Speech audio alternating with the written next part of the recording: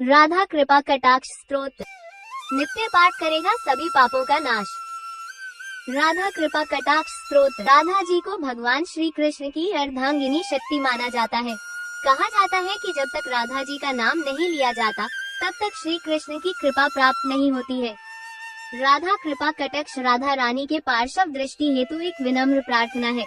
जो भी व्यक्ति इस प्रार्थना को नियमित रूप से करते हैं उन्हें श्री राधा कृष्ण के चरण कमलों की प्राप्ति निश्चित ही होती है। राधा कृपा कटाक्ष स्तोत्र का महत्व। श्री राधा कृपा कटाक्ष स्तोत्र भगवान शिव द्वारा रचित स्तोत्र है जो देवी पार्वती से बोली जाने वाली राधा कृपा कथा श्रीमती राधा रानी की एक बहुत शक्तिशाली प्रार्थना है। राधा कृपा कटाक्ष श्री वृंदावन में सबसे प्रसिद्ध स्तोत्र है। इस स्तोत्र को कभी कभी वृंदावन का राष्ट्रगान भी कहते हैं। भगवान श्री कृष्ण के साथ श्री राधा की नित्य आराधना करके मनुष्य सच्चे अर्थ में अपना जीवन सफल बना सकता है। राधा कृपा कटाक्ष स्तोत्र पढ़ने के फायदे। बेनिफिट्स ऑफ रीडिंग राधा कृपा कटाक्ष स्तोत्र। राधा कृपा कटाक्ष के स्तोत्र का नित्य पाठ करने से साधक को राधा रानी की असीम कृपा की प्राप्त होती है। इतना ही नहीं, साधक के सभी पापों का नाश हो जाता है। राधा कृपा कटाक्ष स्तोत्र का पाठ करने से भक्त की सारी मनोकामनाएं पूर्ण हो जाती हैं। जो भी साधक पूर्णिमा के दिन, शुक्ल पक्ष की अष्टमी को, ढलते और घटते चंद्रमाओं के 10वें, 11वें और 13वें दिन राधा कृपा कटाक्ष स्तोत्र का पाठ करता है वो अपनी मनोकामनाओं का फल प्राप्त कर सकता है। इस स्तोत्र के पाठ से राधा जी की कृपा होती है।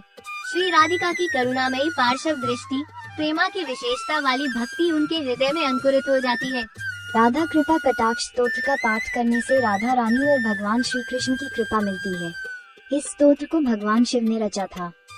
मान्यता है कि उन्होंने ये स्तोत्र माता पार्वती को सुनाया था। राधा कृपा कटाक्ष स्तोत्र के पाठ से जीवन की बाधाएं दूर होती हैं और सांसारिक इच्छाएं पूरी होती हैं। राधा कृपा कटाक्ष स्तोत्र के लाभ।